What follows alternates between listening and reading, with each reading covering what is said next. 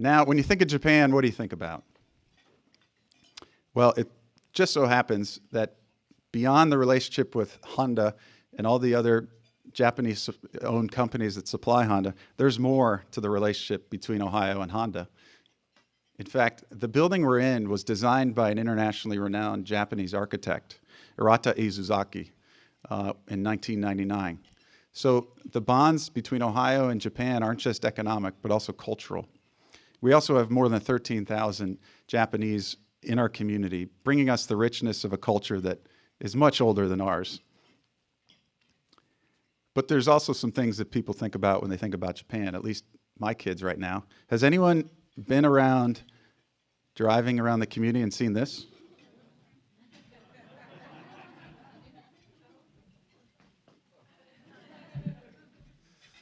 I've almost hit a few people. But obviously the Pokemon characters originating from Japan connected with the Pokemon Go game in the US is one of the lighthearted connections that we have. But nonetheless is indicative of the technology, the innovation, and the friendship that we have as two countries. As many of you know, Japan is one of the world's most successful democracies and largest economies. According to the U.S. Department of State, the U.S.-Japan alliance is the cornerstone of U.S. security interest in Asia and is fundamental to regional stability and prosperity. Japan and the U.S. work closely together on a number of initiatives, as well as a number of international economic agreements. In October 2015, the U.S., Japan, and 11 other Asia-Pac countries concluded the Trans-Pacific Partnership, a comprehensive high-standard regional trade agreement that we'll discuss shortly as we discuss trade between the U.S. and Japan. For all those of you who are new, the format is this. Our distinguished speaker will talk for about 20 to 30 minutes here, and then we'll have the chance to sit and ask questions and have a dialogue with him. And I encourage each of you to provide questions for that dialogue. There's note cards at your table. Anyone see one? Someone hold up a note card. Let's make sure they're there. Great. And there are pens as well. So don't be shy to write down a note, a question.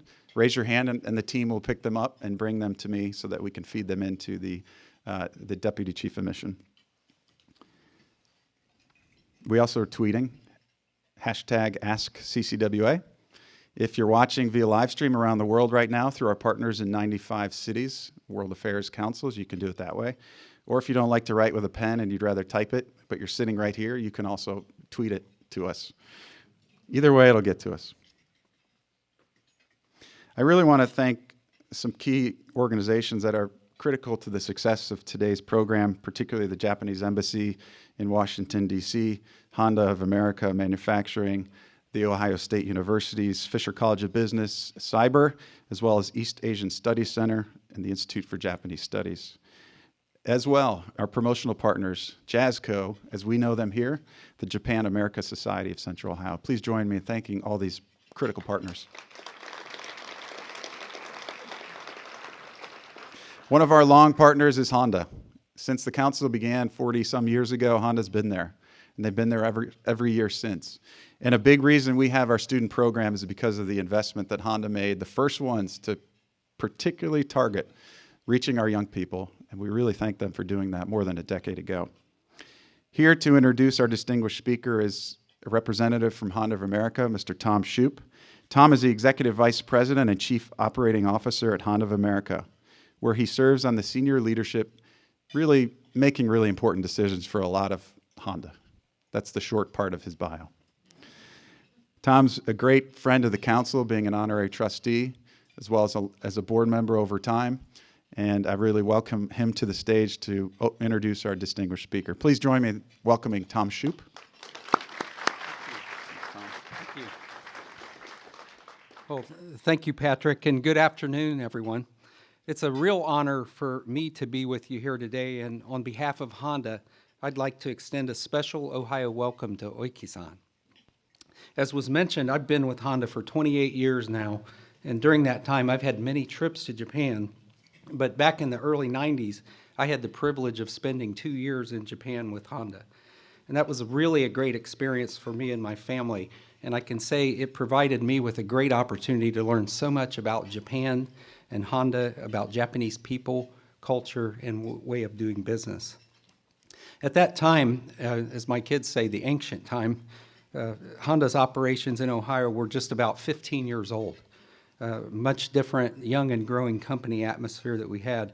But I want to say those were 15 really fast-moving years from 1979 to around 1994. And it was a span of time when we grew from a small company operating a motorcycle plant, originally with 64 associates, to a growing company which by that time in the mid-90s had established 2 auto plants, an engine plant, and a major R&D center here in Ohio.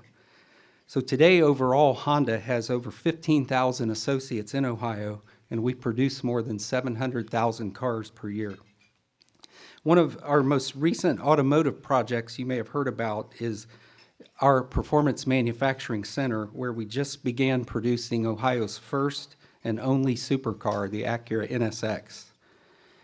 And our growth that we've been fortunate to experience here in Ohio and the strong roots we've established here would not have been possible without the strong partnerships we've had with the state of Ohio, with our local communities, and our many organizational partners such as the Columbus Council on World Affairs. So Patrick, thank you for hosting today's forum. I think it's through these types of activities, as well as your youth-oriented Global Scholars Program, that we can promote understanding and awareness that we need in today's world. So that's why this organization was one of the early ones that we joined, as Patrick mentioned, and Honda has been pleased to be an ongoing supporter of CCWA for the past 30 years. The Columbus Council on World Affairs brings important leaders like we have here today who can share important viewpoints on their countries and their initiatives. And since that's why we're all here, let me tell you a little bit about our guest of honor. Today's distinguished speaker, Deputy Chief of Mission, Atsuyuki Oike. He serves as the Deputy Chief of Mission for the Embassy of Japan in Washington, D.C. And prior to holding a position as Deputy Chief of Mission, he served as the Assistant Vice Minister and Director General for Global Issues. With an impressive resume, he's held numerous positions representing the interests of Japan and developing economic relations with Japan's regional partners. And given Ohio's strong ties with Japan, we greatly appreciate you being here today. Ladies and gentlemen, please join me in welcoming to the stage the Deputy Chief of Mission, Mr. Atsuyuki Oike. Thank you.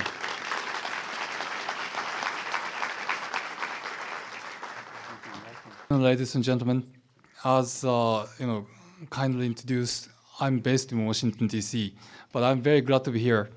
And Mr. Wada, by the way, is with us. He is a Consul General in Detroit, and Detroit Consul General covers Ohio as well, so he is here with us.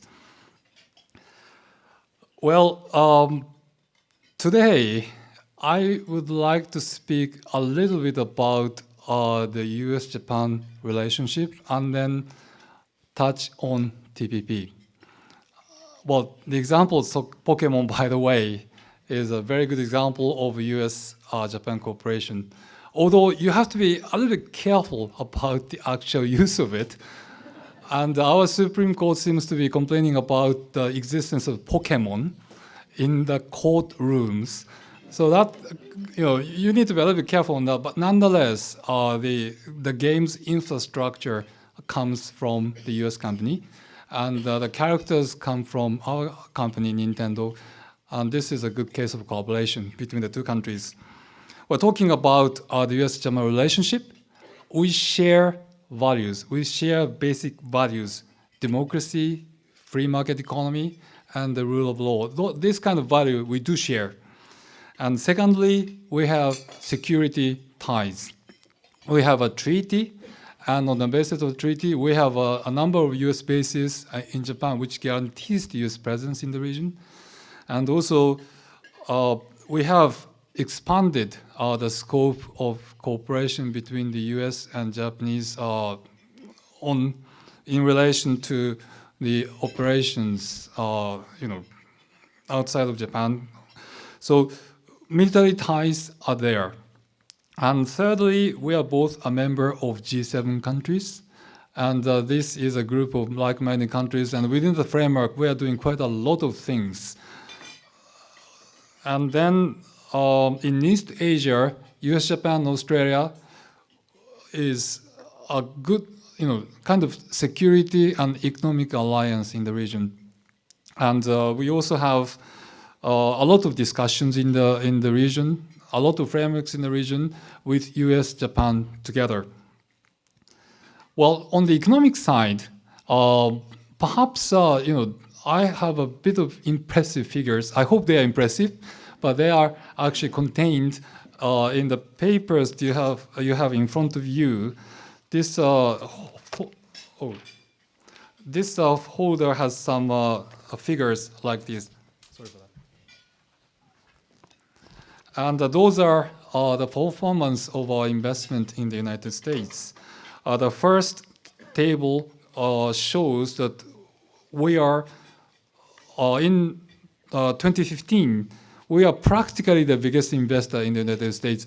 It looks as if Luxembourg is bigger than ours, but Luxembourg has as you know, it's a small country. It has a special status. The companies operating in Luxembourg are not necessarily Luxembourg companies.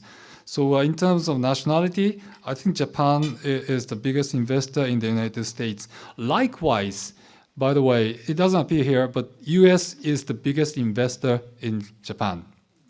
So in both ways, we are the biggest investors. In cumulative terms, number 3 shows that we are still after the United Kingdom. UK cumulatively is the biggest, but we are catching up very rapidly. And the number 4 shows this is the relationship between investment and trade. This can be of some interest to you. If you look at Japan, Japan is tilted towards investment in relation to trade. But if you look at China, it's overwhelmingly trade rather than investment. So you can see the clear patterns there. And then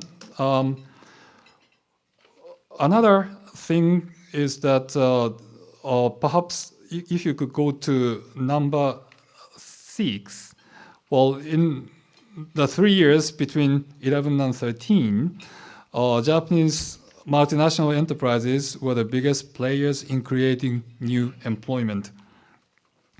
And in terms of the manufacturing employment, as you can see in 7, we are the biggest. And then if you go on to page 3, number 10, the Japanese companies are paying well. I think Honda is a part of it. So, and then in terms of greenfield investment, we are the biggest, by far the biggest, as you can see from 11. And then another very interesting, honestly, I didn't know this, but if you can go to page number 5, a lot of Japanese, this is, by the way, the car production. And these figures not our making. I have to say that this table comes from Peterson Institute in Washington, D.C. And according to their data, as you can see there, some Japanese car brands, Honda Accord is there, and Honda CR-V is also there, have a higher local procurement rate. It says 70% for the sake of Honda brands, but if you compare this to even to some American companies, Honda cars are more American than some of those American cars. That's one of the things that I wanted to say. And if you go to the other side of the same paper, the last one, page 6, cars.com, that's again American institution, and they chose top 10 American car. And then the number 1 was Toyota Camry, and Honda Accord is also there, and Honda Pilot is also there. This clearly shows that some Japanese cars are more American than American cars. It's a bit of a self contradiction, but nonetheless, the reality is there. So I very much like to commend the efforts of Honda in this regard, but nationality is not the thing that matters in the end. It is the contributions that they are making to the American employment, American jobs. That's the point I wanted to stress. Now, as you can see, U.S. and Japan are very close partners for a number of years, and perhaps one of the closest relationships. And well, I've been here only for the last 4 months, but since I came here, I have felt so on many different occasions. We have a very strong ties between our two countries. By the way, as introduced before, I was Director General for Global Issues before coming here, and as such, I was the chief negotiator for climate change negotiations that were held in Paris, that resulted in Paris Agreement. I don't know whether you like it or not. I don't know whether you believe in global warming or not. But what I want to say is that, in many of those issues, climate or international health or international development, in all of those areas, issues, we are more or less with the United States in our fight. That is actually the case. Although we have some differences from time to time, I'm not sure if I can say this, but one big difference that we had was on coal power plants. We believe in trying to address the climate change, it is important to attach importance to technological improvement.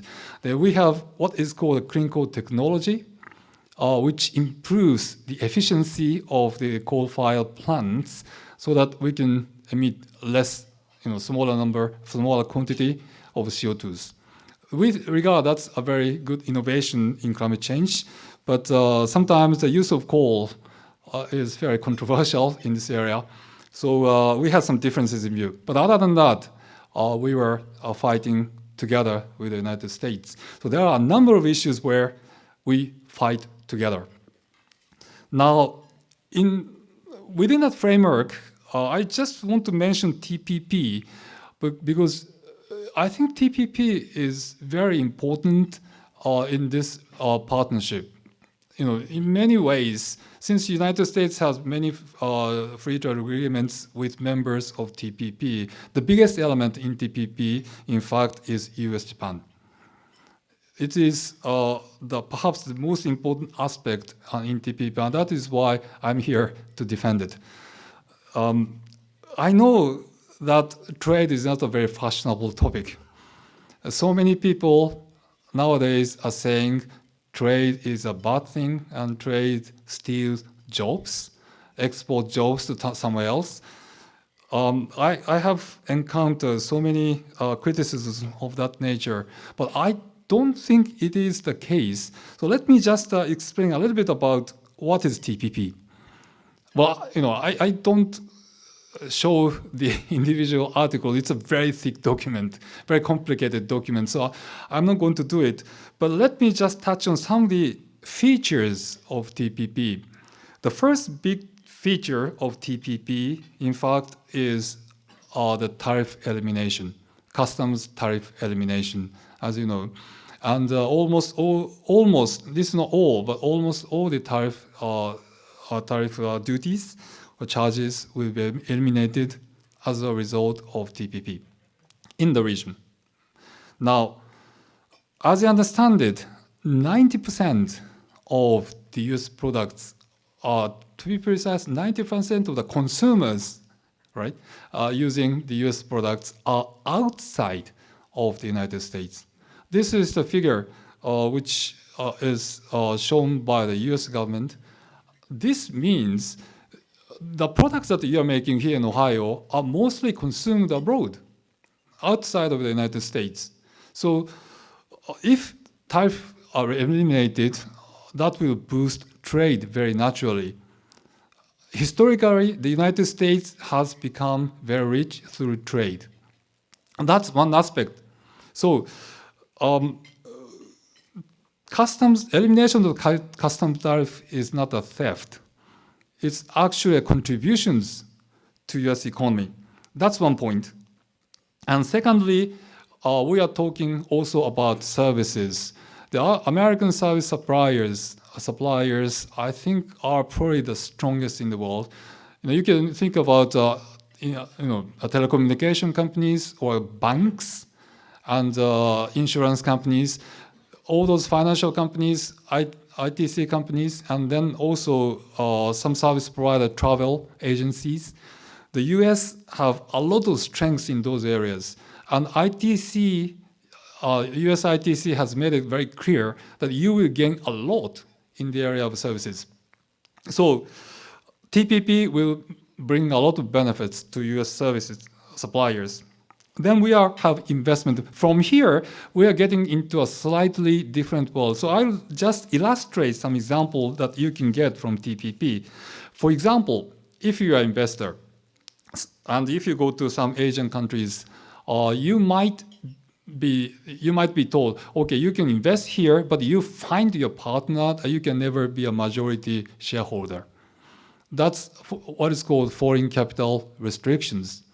And another example would be if you go to invest in a particular country, you might be told to use a particular technology and also to share the secrets behind the technologies with people in that country.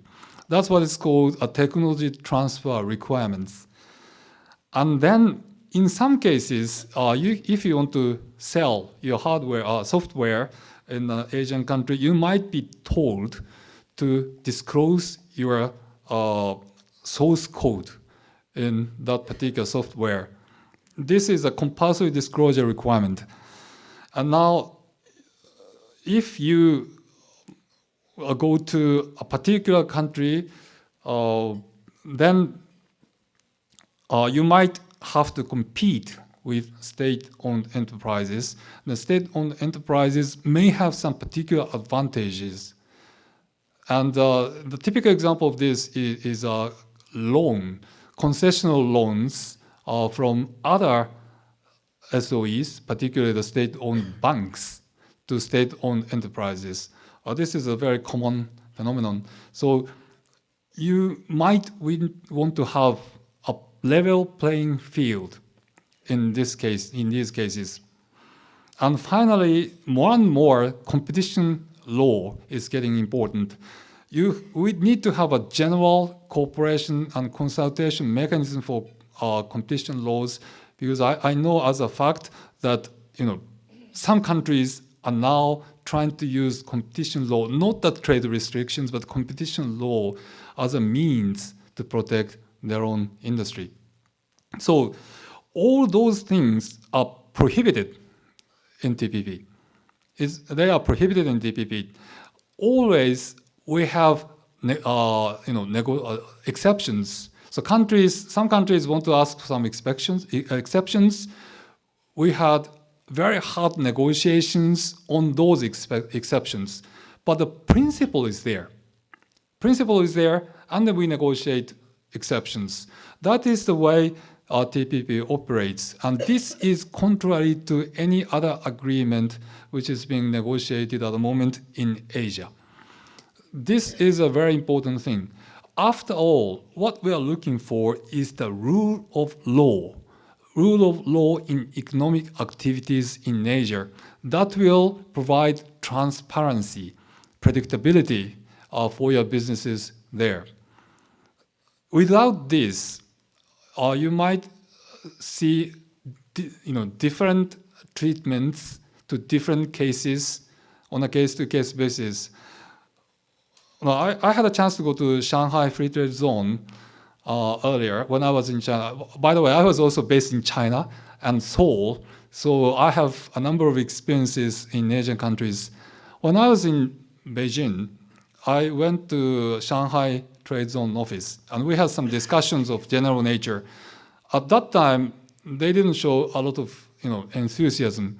But once we referred to a particular case with a particular company involved, then their attitudes changed, and they were a lot more forthcoming.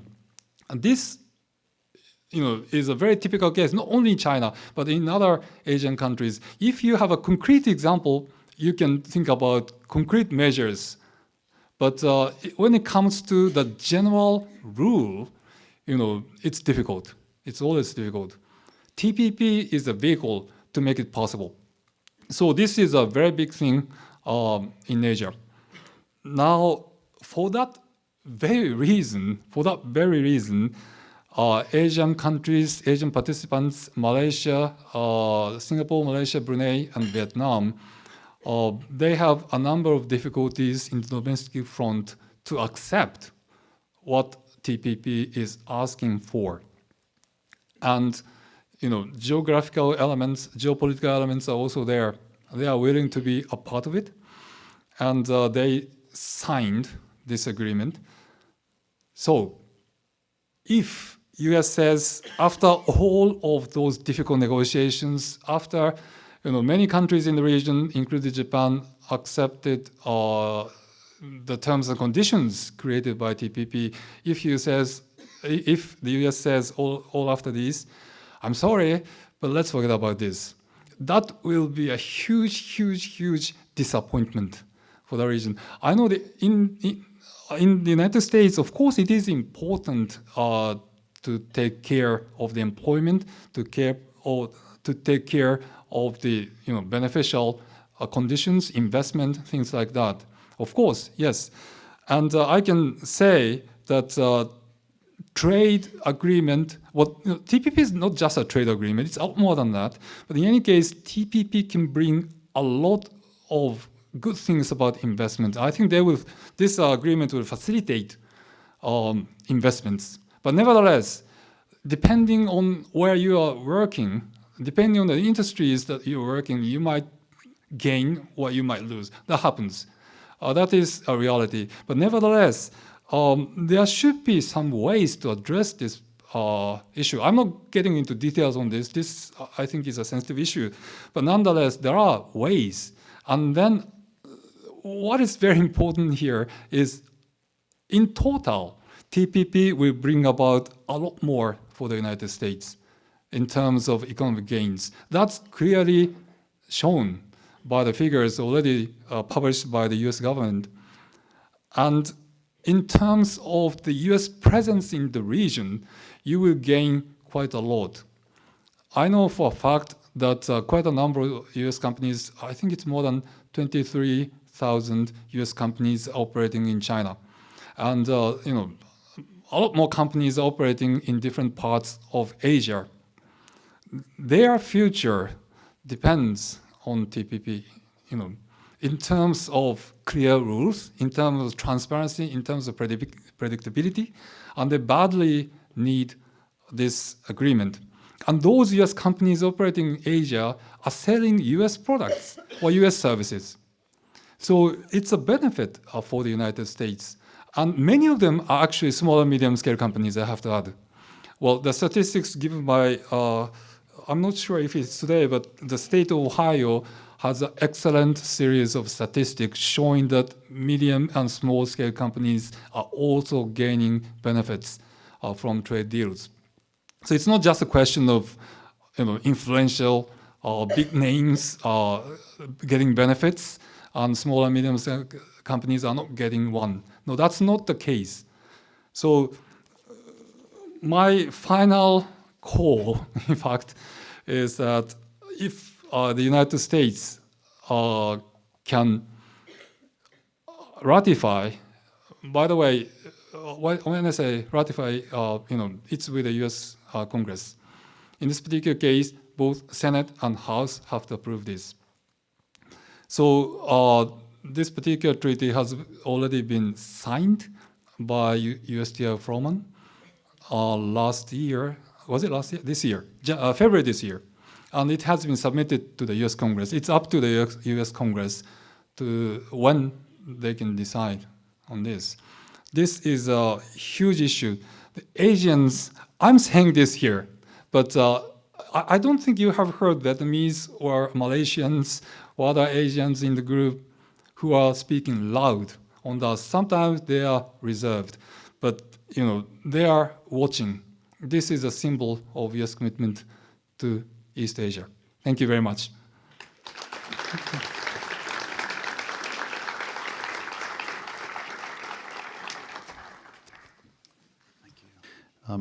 I just wondered if you could touch briefly on the overall economic climate in Japan. What's the economy like right now? Sorry, is this on? Oh, yeah, okay, thank you. Well, I'm not sure if you know this, but 2 days ago, the 2nd of August, the Japanese government came up with a new stimulus plan, financial package. This is 28 billion yen, which is about 270 billion US dollars. This is the biggest financial stimulus that the current government produced in the last 3.5 years. The reason is, what is called Abenomics have produced some result. The stock market is now a lot more expensive. That we have a very low unemployment rate of 3.1%. This is the lowest in the last 21 years. The average wage has increased, but nonetheless, at the moment, our personal consumption, and investment are not really strong enough to sustain our economic growth. And for that reason, the government has come up with a stimulus package. So, at the moment, this may not be an ideal situation. There have been a lot of achievements, but at the moment, this may not be the ideal situation, but the government is working on that, and we just came up with a stimulus package to address that. Fantastic.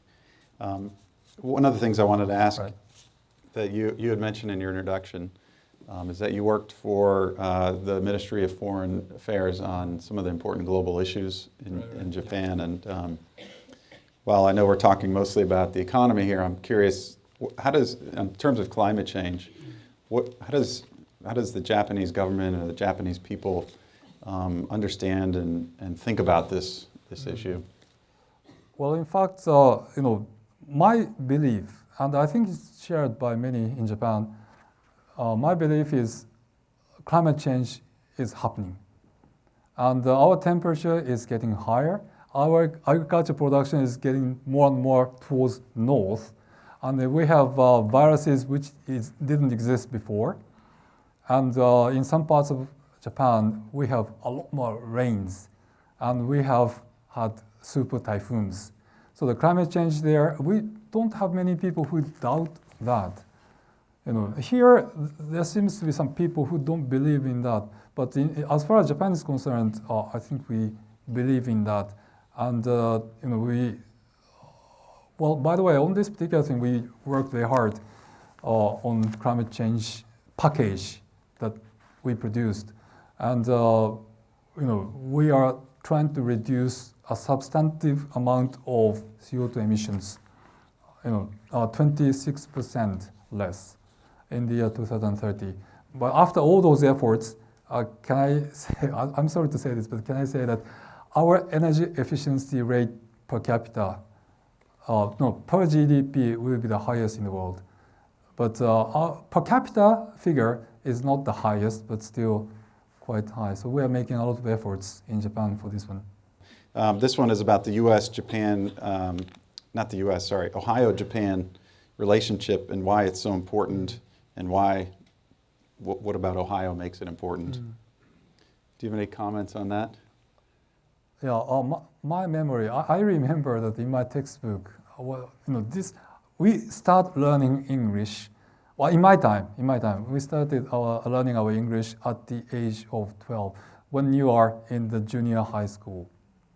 Then the first textbook I had was about a family living in Wisconsin. But the family came to Ohio. So we had some Ohio stories in the textbook. That means, for some reason, perhaps justifiably, we believe that this part of the United States is typically American.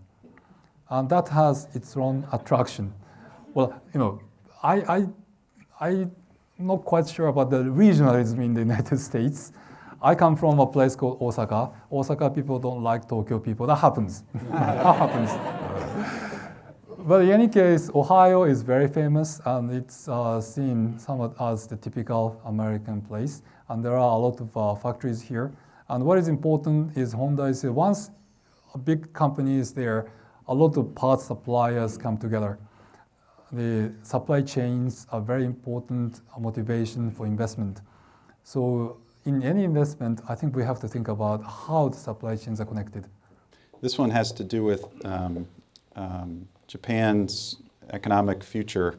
It comes from the audience and says, who will be Japan's biggest trading partner in the next 25 years? Well, for us, the biggest trading partners are very naturally the United States and China. I don't think this situation is going to change. In 25 years' time, which is bigger, it's difficult to say. But, and since this is covered by some press, I'm not quite sure if I can say this. But, well, maybe I stop there. Sorry. Very seasoned, very seasoned. Here we're so used to government people and candidates saying whatever they want. This is a nice refreshment. Thank you. This question comes back to your comment about clean coal technology. And this person asks, is Japan's clean coal technology more efficient than the US technology? I'm not an expert on this, but what I heard is that we have one of the most sophisticated clean coal technologies. That means the burning temperature is very high, and therefore we emit less CO2s. That kind of technology, I think, is uniquely ours. And now what I was told earlier was, China is catching up, but no other countries. That is what I heard when I was a negotiator. But I'm not quite sure about the U.S. technologies on this. Oh. You mentioned China as a big partner for Japan, and I think you said there's 23,000 Japanese companies in China. Can you tell us more about the involvement and the linkages between Japan and China? Well, there are a number of companies who have operations in China. Before, I think most of them were actually manufacturing companies who established factories in China and exported their products to outside of China. That was the initial operation. But things are changing gradually. Now, some of those companies who specialize in exports are moving out of China to go to a different place, perhaps to have more cheap, production costs. The companies who are still in China are very much there to service the Chinese market. So many of the Japanese automakers are there, and they are selling in China. Or more and more, we see service suppliers coming to China. Uniqlo is I'm not sure if you know Uniqlo, but it's a retail company, and they have many branches. They are a successive example in China. And you have also 7-Eleven Japan. All those retailers are also there. They are very successful. So more and more, it's shifted to services. Essentially, the companies who are still there are more for Chinese market rather than export. Here's the question. Let me see if I can read this. I'm not sure if you know the answer to this, but is there any indication when the Japanese Diet will ratify TPP, since they did not approve it prior to the June adjournment in 2016? I mean, we are, our parliament. Yes. Okay. Well, the intention of the Japanese government is to have parliament debates in this coming fall. We usually, again, I need to be a little bit careful on this because it's not me who decides that. No. So let me just be honest observer for the time being, not really a government official, but I would imagine that this will be discussed in the extraordinary session of our parliament in the coming fall. And I think the government will try to get the ratification by the end of this year, by the end of that particular session at latest. then I switched to become a diplomat again. But I was a neutral observer. We have the next question ready, just in case. But it then switches to our political situation. Let's just get to November and skip ahead and think about when we have the next president in place, and that person asks you about the suggestions on the U.S.-Japan relationship. What kind of things might you suggest to that new president? I have to choose one word. I mean, if I have to choose just one thing on that occasion, I think I would probably say, many people in Asia are watching you on this. This is a question of trust. Perhaps that's, if I have to choose one, that's probably our message. Trust. Yeah. Okay, thank you. What strategies do you feel will be most impactful for maintaining and for growing the relationship between the U.S. and Japanese people? People. People. Not necessarily the governments. This just says people. Okay, people. I think we have a very sound basis here because we share the values. I think what is most important is to have more opportunities to go to Japan or to invite the Japanese people here. Personal exchanges will be the most effective way. It takes time and it takes money from time to time, but nonetheless, there's nothing better than that. Time and trust. Yeah. Two things that can happen on the golf course, from what I understand. I don't golf much, but I know it's your first visit to Ohio, and you're a golfer, so I hope that if not this time, next time you'll come and spend some time on our golf courses as well and enjoy that part of Ohio. As we get closer to the end here, I'm thinking about the work that we do with American students. When you were in junior high, you learned about the U.S. What would you hope that American junior high students or high school students would know about Japan? There was an interesting program, in Washington D.C. It's a foreign embassy something program, and Washington D.C. has public schools. The students will have to choose a particular country and to go to the embassy of that country to learn things, about that particular country, and then at the end of the process, they are asked to have some presentation. And what happened in our case is our embassy sent, I think, several people to have a lecture for them. I think 4 or 5 times we did it. At the end of that process, we had some presentations by the school kids in the ambassador's residence. So things of that nature, since you have Consulate General of Japan in Detroit, it's Michigan, but nonetheless, not far away. Washington D.C. is a bit far away, but Consul General is here. Perhaps you can probably work together for something like that, exchange programs. Good. And maybe you could wave your hand, Consul General, so everyone knows he's here. Consul General Wada. We'll have more work to build the relations. And maybe we can get you from Michigan to Ohio. Stay here. We'll try like this. Ladies and gentlemen, I want to take this moment to once again thank Deputy Chief of Mission Oike, and thank each of you for being here. We encourage you to stay and ask more questions for him and for each other. Have a nice dialogue about Japan-U.S. relations and the particular place that Japan holds in the place of Ohio's heart. So please join me in thanking our distinguished speaker. Thank you. Thank you.